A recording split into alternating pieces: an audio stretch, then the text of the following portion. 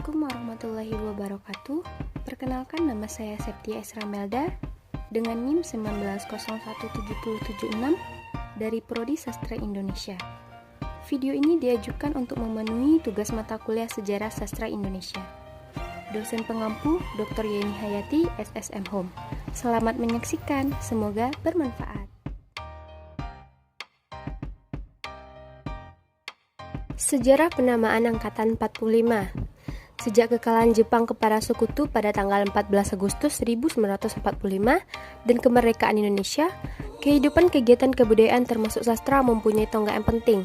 Suasana jiwa dan penciptaan yang sebelumnya terkekang kini mendapatkan kebebasan yang nyata. Para sastrawan Indonesia merasakan sekali kemerdekaan dan tanggung jawab untuk mengisinya.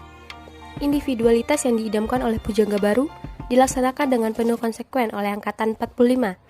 Nama Angkatan 45 diberikan pada tahun 1949 oleh Rosian Anwar. Meski tidak disetujui oleh banyak sastrawan, karena nama itu kurang pantas ditujukan kepada sastrawan yang notabene berbeda dengan para pejuang kemerdekaan, atau yang diberi predikat sebelumnya sebagai Angkatan 45.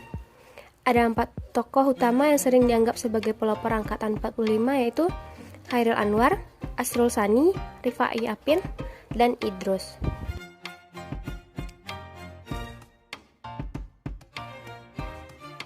Surat Kepercayaan Gelanggang. Surat Kepercayaan Gelanggang adalah pernyataan sikap dari beberapa sastrawan Indonesia yang kemudian hari dikenal sebagai Angkatan 45. Surat Kepercayaan Gelanggang berbunyi sebagai berikut. Kami adalah ahli waris yang sah dari kebudayaan dunia, dan kebudayaan ini kami teruskan dengan cara kami sendiri. Kami lahir dari kalangan orang banyak, dan pengertian rakyat bagi kami adalah kumpulan campur baur dari mana dunia baru yang sehat dapat dilahirkan. Keindonesiaan kami tidak semata-mata karena kulit kami yang sawo matang, rambut kami yang hitam, atau tulang pelipis kami yang menjorok ke depan, tetapi lebih banyak oleh apa yang diutarakan oleh wujud pernyataan hati dan pikiran kami. Kami tidak akan memberi kata ikatan untuk kebudayaan Indonesia. Kami tidak ingat akan melap-lap hasil kebudayaan lama sampai berkilat untuk dibanggakan. Tetapi kami memikirkan suatu penghidupan kebudayaan baru yang sehat. Kebudayaan Indonesia ditetapkan oleh kesatuan berbagai-bagai rangsang suara yang disebabkan oleh suara yang dilontarkan kembali dalam bentuk suara sendiri. Kami menentang segala usaha yang mempersempit dan menghalangi tidak betulnya pemeriksaan ukuran nilai. Revolusi bagi kami ialah penempatan nilai-nilai baru atas nilai-nilai usang yang harus dihancurkan. Demikian kami berpendapat bahwa revolusi di tanah air kami sendiri belum selesai. Dalam penemuan kami mungkin tidak selalu asli. Yang pokok ditemui adalah manusia. Dalam cara kami mencari, membahas, dan menelaahlah kami membawa sifat sendiri.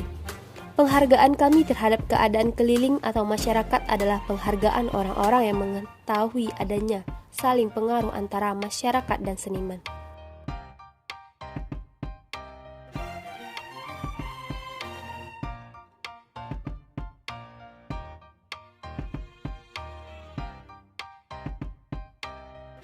Pelopor Angkatan 45. Yang pertama yaitu Chairil Anwar. Lahir pada tanggal 26 Juli 1922 di Medan. Ia adalah penyair terkemuka di Indonesia, berdarah Minangkabau. Dia diperkirakan telah menulis 96 karya, termasuk 70 puisi, bersama Asrul Sani dan Rifai Apin. Dia dinobatkan oleh H.B. Jasin sebagai pelopor Angkatan 45, sekaligus puisi modern Indonesia. Chairil dilahirkan dan dibesarkan di Medan sebelum pindah ke Batavia atau yang sekarang lebih dikenal dengan Jakarta dengan ibunya pada tahun 1940, di mana dia mulai menggeluti dunia sastra. Setelah mempublikasikan puisi pertamanya pada tahun 1942, Chairil terus menulis. Puisinya menyangkut berbagai tema, mulai dari pemberontakan, kematian, individualisme, dan eksistensialisme.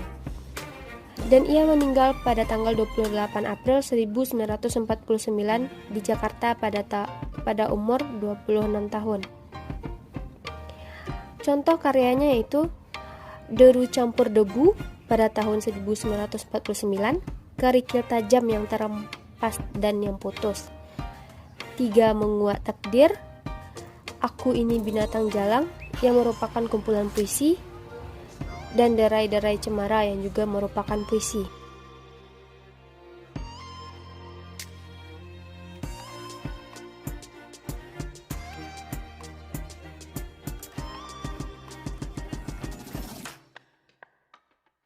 Yang kedua yaitu ada Asrul Sani, lahir pada tanggal 10 Juni 1926 di Rao, Sumatera Barat. Di dalam dunia sastra, Asrul Sani dikenal sebagai seorang pelopor angkatan 45. Karirnya sebagai sastrawan mulai menanjak seketika bersama Chairil Anwar dan Rifai Yapin, yaitu menerbitkan buku kumpulan puisi yang berjudul Tiga Menguak Takdir. Kumpulan puisi itu sangat banyak mendapat tanggapan, terutama judulnya yang mendatangkan beberapa tafsir. Setelah itu, mereka juga menggebrak dunia sastra dengan memproklamirkan surat kepercayaan gelanggang sebagai manifestasi sikap budaya mereka. Gebrakan itu benar-benar mempopulerkan mereka. Selain itu, ia pun pernah menjadi redaktur majalah Pujangga Baru. Dan ia meninggal pada tanggal 11 Januari 2004 di Jakarta pada umur 77 tahun. Contoh karyanya yaitu Tiga Menguak Takdir yang merupakan kumpulan sajak bersama Chairil Anwar dan Rifai Yapin, Dari Suatu Masa Dari Suatu Tempat yang merupakan kumpulan cerpen, Mantra yang merupakan kumpulan sajak, Mahkamah yang merupakan drama, Jenderal Nagabonar yang merupakan skenario film, dan Surat-Surat Kepercayaan yang merupakan kumpulan esai.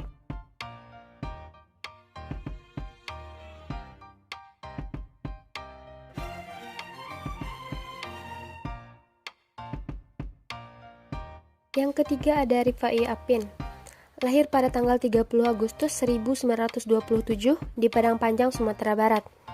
Ia pernah menjadi redaktur Nusantara, Gema Suasana, Gelanggang Siasat, Zenit, dan Zaman Baru. Dan ia juga pernah menjadi anggota Komite Nasional Indonesia Pusat, DPRD DKI Jakarta, dan ia juga merupakan salah seorang pimpinan pusat Lekra pada tahun 1959 sampai dengan 1965. Setelah peristiwa G30 SPKI, ia ditahan di Pulau Buru selama 14 tahun dan dibebaskan pada akhir tahun 1979. Dan ia meninggal pada bulan April 1995 di Jakarta. Contoh karyanya yaitu puisi-puisinya yang dimuat dalam Gema Tanah Air, Dari Dunia yang Belum, dan bersama Chairil Anwar dan Asrul Sani dia menerbitkan antologi puisi Tiga Menguak Takdir.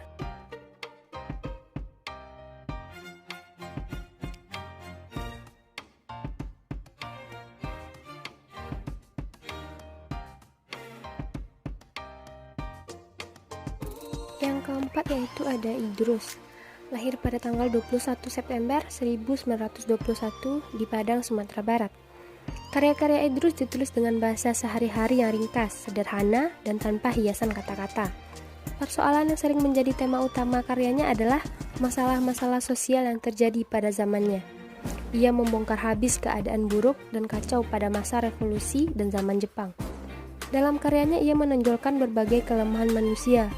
Konsep penceritaan semacam ini dipelajarinya dari sastrawan ekspresionis Belanda, Willem Elschot. Gaya sastra ini memfokuskan pada ketepatan dalam bentuk seharusnya. Dan ia meninggal pada tanggal 18 Mei 1979 di Padang, Sumatera Barat pada umur 57 tahun. Contoh karyanya itu Aki yang berupa novel pada tahun 1949, Perempuan dan Kebangsaan, Hati Nurani Manusia, Hikayat Petualang 5, dan Hikayat Putri Penelope yang juga merupakan novel pada tahun 1973.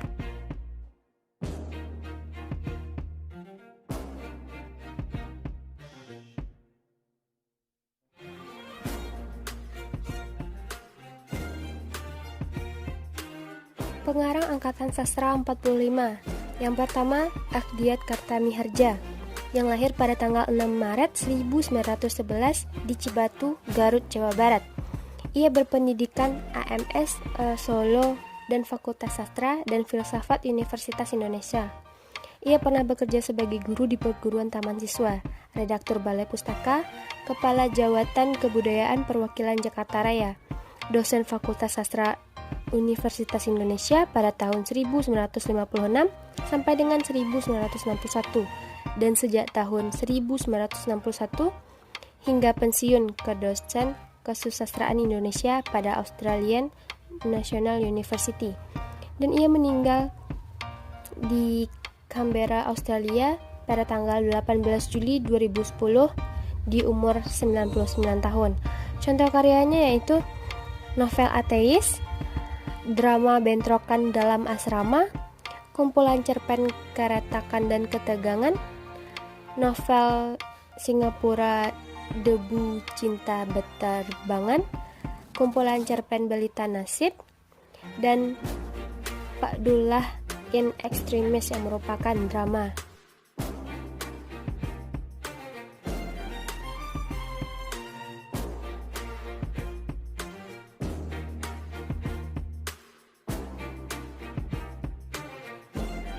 Yang kedua yaitu Mokhtar Lubis, lahir pada tanggal 17 Maret 1922 di Padang, Sumatera Barat. Ia adalah seorang jurnalis dan pengarang ternama asal Indonesia. Dia merupakan lulusan HIS dan Sekolah Ekonomi Kayu Tanam yang belajar tentang jurnalisme dan beberapa bahasa asing secara autodidak. Sejak zaman pendudukan Jepang, ia telah dalam lapangan penerangan. Ia turut mendirikan kantor berita Antara, kemudian mendirikan dan memimpin Harian Indonesia Raya yang telah dilarang terbit. Ia mendirikan majalah sastra Horizon bersama kawan-kawannya. Dan ia meninggal pada tanggal 2 Juli 2004 pada umur 82 tahun di Jakarta. Dan contoh karyanya itu kumpulan cerpen perempuan, cerita anak harta karun, novel Tanah Gersang, Harimau-Harimau yang juga merupakan novel, Penyamun dalam Rimba yang juga merupakan cerita anak, dan Judar Bersaudara yang juga cerita anak.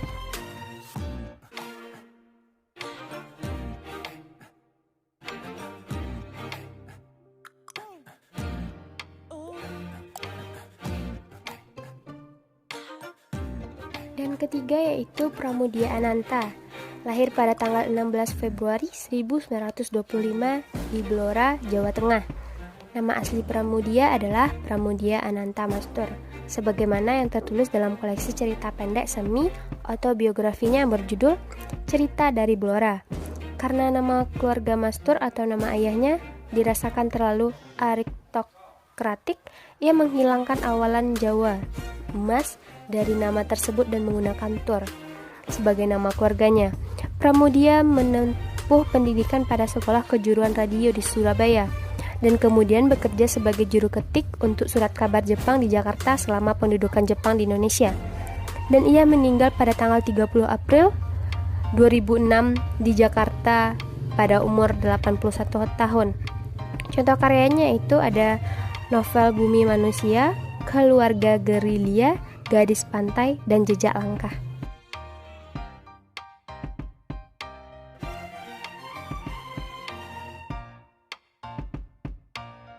Karakteristik sastra angkatan 45.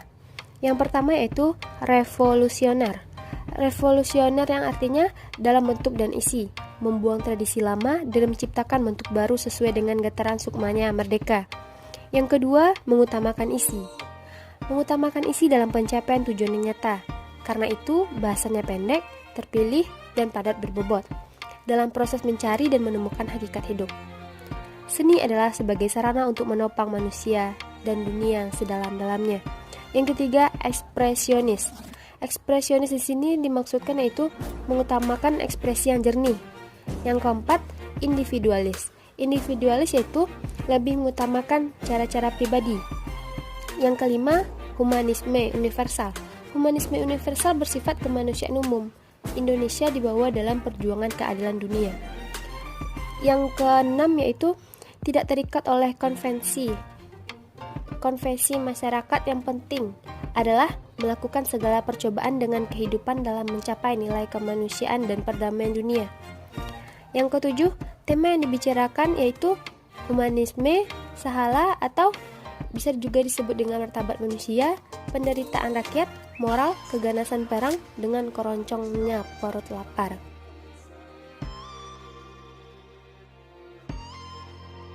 Perbedaan Angkatan Pujangga Baru dengan Angkatan 45. Yang pertama, puisi pada masa Pujangga Baru masih memiliki sifat semi mekiat, sedangkan puisi pada Angkatan 45 adalah puisi yang bebas yang tidak terikat oleh pembagian bait, baris, dan persajakan.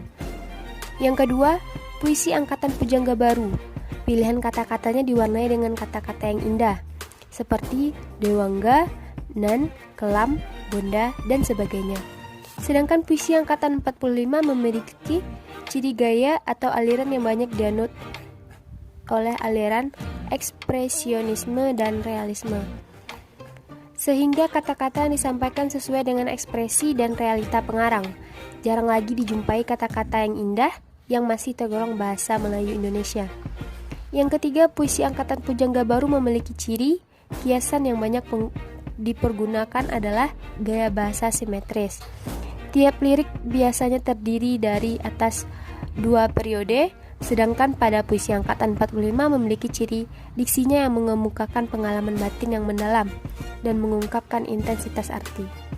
Yang keempat, puisi Angkatan Pujangga Baru menggunakan gaya ekspresi aliran romantik yang nampak dalam pengucapan perasaan, pelukisan alam yang indah, tentram damai, dan keindahan lainnya. Sedangkan gaya yang digunakan pada puisi Angkatan 45 adalah gaya bahasa metafora dan simbolik, banyak dipergunakan. Yang kelima, puisi Angkatan Pujangga Baru juga bergaya diafan polos, sangat jelas, dan lambang-lambangnya yang digunakan dalam puisi tersebut bersifat umum. Sedangkan puisi dalam Angkatan 45, gaya pernyataan pikiran berkembang, dan hal ini kelak berkembang menjadi sloganis.